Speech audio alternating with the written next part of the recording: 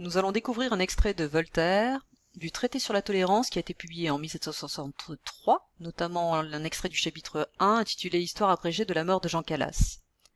Pour comprendre ce texte, il faut connaître l'affaire Calas. Il s'agit d'une erreur judiciaire du XVIIIe siècle. Tout commence en 1761 avec le suicide de Marc-Antoine Calas qui s'est pendu dans la maison familiale.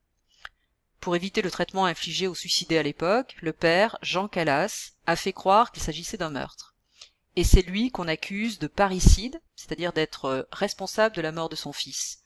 Parce qu'il est protestant, parce que les voisins font courir des rumeurs, il aurait soi-disant empêché son fils de se convertir au catholicisme.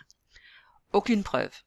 Toujours est-il que Jean Calas est condamné en 1762 à être torturé, il est roué, puis étranglé et brûlé. C'est en 1763, après la mort de Jean Calas, que Voltaire, philosophe des Lumières, s'engage en publiant le traité sur la tolérance, cherchant par là à rétablir la vérité et à réhabiliter Jean Calas. Nous allons découvrir le texte qui est composé de 5 paragraphes. Il semble que quand il s'agit d'un parricide et de livrer un père de famille au plus affreux supplice, le jugement devrait être unanime, parce que les preuves d'un crime si inouï devraient être d'une évidence sensible à tout le monde. Le moindre doute, dans un cas pareil, doit suffire pour faire trembler un juge qui va signer un arrêt de mort. La faiblesse de notre raison et l'insuffisance de nos lois se font sentir tous les jours. Mais dans quelles circonstances en découvre-t-on mieux la misère que quand la prépondérance d'une seule voix fait rouer un citoyen? Il fallait, dans Athènes, 50 voix au-delà de la moitié pour oser prononcer un jugement de mort. Qu'en résulte-t-il?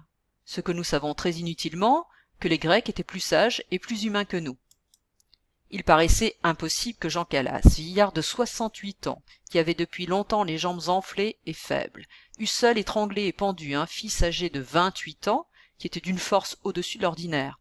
Il fallait absolument qu'il eût été assisté dans cette exécution par sa femme, par son fils Pierre Calas, par l'Abbesse et par la servante. Il ne s'était pas quitté un seul moment le soir de cette fatale aventure. Mais cette supposition était encore aussi absurde que l'autre, car comment une servante zélée catholique aurait-elle pu souffrir que des huguenots assassinassent un jeune homme élevé par elle pour le punir d'aimer la religion de cette servante? Comment l'Abbesse serait-il venu exprès de Bordeaux pour étrangler son ami dont il ignorait la conversion prétendue?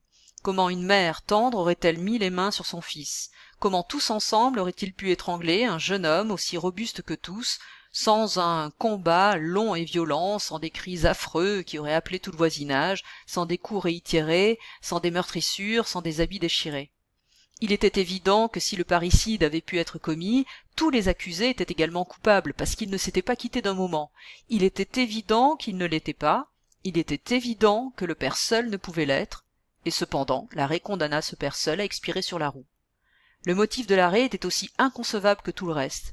Les juges qui étaient décidés pour le supplice de Jean Calas persuadèrent aux autres que ce vieillard faible ne pourrait résister aux tourments et qu'il avouerait sous les coups des bourreaux son crime et celui de ses complices. Ils furent confondus quand ce vieillard, en mourant sur la roue, prit Dieu à témoin de son innocence et le conjura de pardonner à ses juges. Ils furent obligés de prendre un second arrêt contradictoire avec le premier, d'élargir la mère, son fils Pierre, le jeune l'Abbesse et la servante. Mais un des conseillers leur ayant fait sentir que cet arrêt démentait l'autre, qu'ils se condamnaient eux-mêmes, que tous les accusés ayant toujours été ensemble dans le temps qu'on supposait le parricide, l'élargissement de tous les survivants prouvait invinciblement l'innocence du père de famille exécuté. Ils prirent alors le parti de bannir Pierre Calas son fils. Ce bannissement semblait aussi inconséquent, aussi absurde que tout le reste, car Pierre Calas était coupable ou innocent du parricide. S'il était coupable, il fallait le rouer comme son père, s'il était innocent, il ne fallait pas le bannir. À la lecture de ce texte, vous êtes sans doute convaincu de l'innocence de Jean Calas et persuadé de l'erreur judiciaire. Qu'est-ce qui, dans l'écriture de Voltaire, vous donne ce sentiment, vous a persuadé à ce point? Je vous propose d'observer quelques éléments dans le texte. Si l'on observe le premier paragraphe, plus attentivement, vous remarquerez la répétition du verbe devoir. Devrait ici, au conditionnel, que vous retrouvez à la ligne suivante, et vous retrouvez ici le verbe devoir, cette fois-ci au présent. De toute évidence, il y a cette insistance sur ce verbe sur lequel vous pouvez vous interroger. Vous remarquez également que Voltaire n'emploie pas la première personne. Il fait le choix du déterminant notre, nos lois. Vous retrouvez également les pronoms nous, et il y a une volonté, un choix dans l'énonciation qui, vous en doutez bien, n'est pas innocent.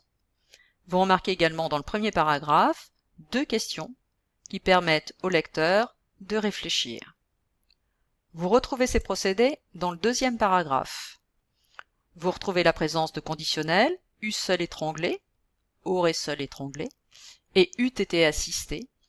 Donc là encore, aurait-elle pu souffrir, aurait-il pu, aurait-elle mis. Donc régulièrement des marques de conditionnels qui permettent bien sûr de remettre en cause la réalité des faits. Vous avez également la présence de plusieurs questions. On remarque 1, 2, 3, 4 questions qui sont bien mises en évidence également par la répétition de comment qui permet de débuter à chaque fois la question.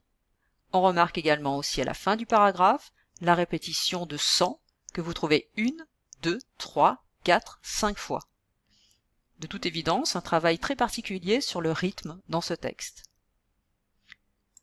Dans le troisième et quatrième paragraphe, qui sont plutôt consacrés à Jean Calas et à ce qui lui est arrivé, on observe la répétition en début de phrase d'un groupe de mots « il était évident que », que l'on retrouve ici. Voltaire semble vouloir, dans le quatrième paragraphe, s'attacher plutôt aux juges, ne s'impliquant toujours pas personnellement. On retrouve les juges, les autres, ils, donc il y a bien une réflexion sur les juges. Ce qui est intéressant, c'est la chute du quatrième paragraphe, la conclusion de ce quatrième paragraphe, avec une image très intéressante qui est donnée de Jean Calas, ce vieillard, en mourant sur la roue, prit Dieu à témoin de son innocence et le conjura de pardonner à ses juges. Vous retrouvez dans le cinquième paragraphe toujours une attention qui est portée sur les juges, sur lesquels porte notre réflexion, qui sont désignés par les pronoms « ils », eux-mêmes. Donc ces juges qui vont porter un second arrêt contradictoire bannissant Pierre Calas. Et ce qui est intéressant également dans ce cinquième paragraphe, c'est la conclusion de celui-ci, avec un rythme particulier, un travail qui est fait par Voltaire sur cette conclusion. S'il était coupable, il fallait le rouer comme son père, s'il était innocent, il ne fallait pas le bannir. Maintenant, à vous de chercher à nommer l'ensemble de ces procédés, et surtout de leur donner un sens, et j'espère que vous aurez plaisir à entrer davantage dans le texte, et que vous saurez l'apprécier à sa juste valeur.